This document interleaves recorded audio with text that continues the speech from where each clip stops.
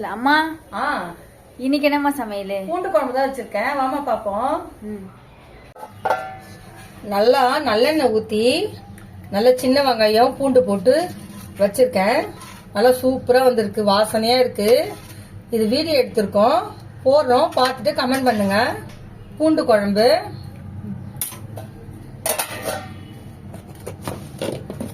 சுட சுட ஆவி பறக்க சாதம் வடிச்சு வச்சிருக்கேன். முருங்கைக்கீரை பொரிச்சு வச்சிருக்கேன், வேர்க்கடலை எல்லாம் போட்டு.